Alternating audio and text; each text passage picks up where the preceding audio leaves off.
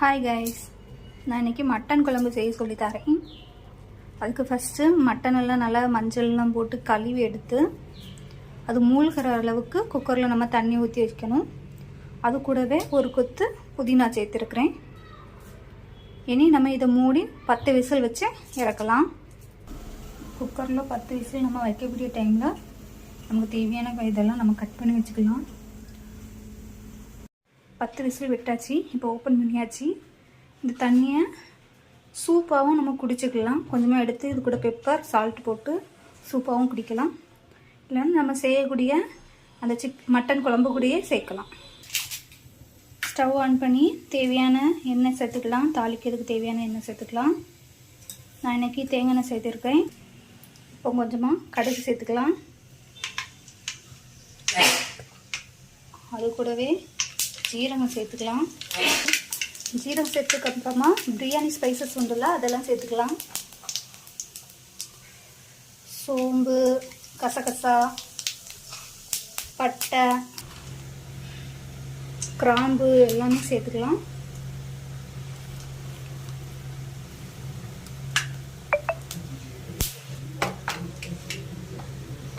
ஒரு கொத்து கருவேப்பிலை சேர்த்துக்கலாம்.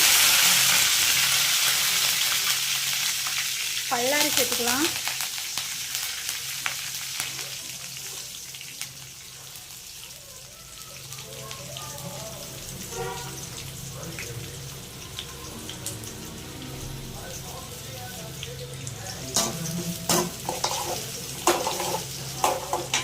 ரெண்டு பச்சை மிளகாய் கட் பண்ணி வச்சுருக்கேன், அதையும் சேர்த்துக்கலாம். ஒரு 20 பல்லு பூடு, ஒரு துண்டு இஞ்சி, நல்ல மிளகு, ஜீரகம் இதெல்லாம் சேர்த்து அரைச்சி வச்சுருக்கேன், அதையும் சேர்த்துக்கலாம்.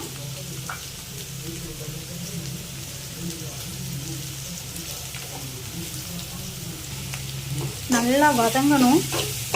இந்த டைமில் கொஞ்சமாக புதினா சேர்த்துக்கிறேன்.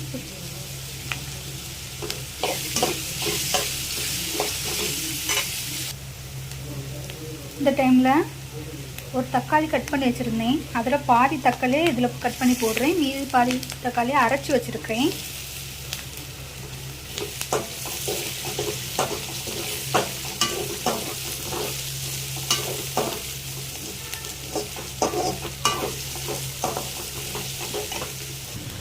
ரெண்டு பிஞ்ச் மஞ்சள் பொடி சேர்க்குறேன். இது கூடவே அரைச்சி வச்சுருக்க தக்காளியும் சேர்க்குறேன்.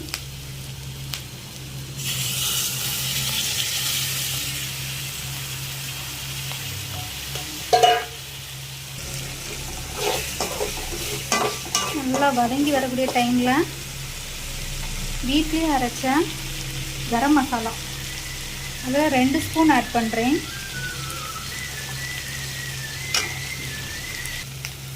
இது கூடவே இப்போ மட்டன் மசாலா கொஞ்சம் சேர்க்குறேன். 3 ஸ்பூன் இருக்கும்.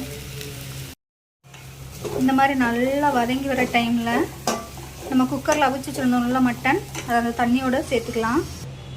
இது கூடவே கட் பண்ணி வச்சுருக்க பொட்டேட்டோவும் சேர்த்துக்கலாம்.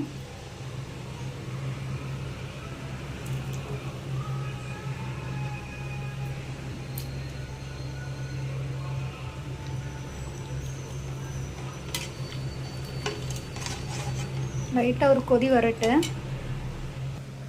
இந்த டைமில் பாதி முறி தேங்காய், அது கூட கொஞ்சம் புதினாவும் கொத்தமல்லியும் சேர்த்து அரைச்சி வச்சுருக்கிறேன். நம்ம அடுப்பில் வச்சுருக்க லைட்டாக கொதி வந்த உடனே நம்ம இது அது கூட ஆட் பண்ணிக்கலாம்.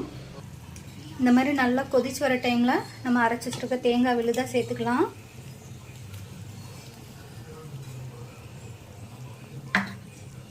இந்த டைமில் தேவையான அளவுக்கு சில்லி பவுடர் ஆட் பண்ணிக்கலாம்.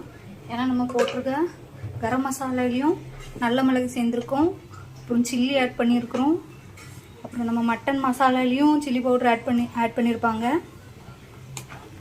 அதனால் பார்த்து தேவைக்கேற்ப சேருங்க, சரியா? உப்பு கொஞ்சம் கடைசியில் சேர்த்தா போதும். கொஞ்சம் கொதிக்கட்டு. இந்த மாதிரி நல்லா கொதிச்சு வர டைமில் நம்ம தேவைக்கேற்ப சால்ட் ஆட் பண்ணிக்கலாம். நான் 1 ஸ்பூன் சால்ட் ஆட் பண்ணுறேன். இந்த மாதிரி நல்லா கொதிக்கணும்.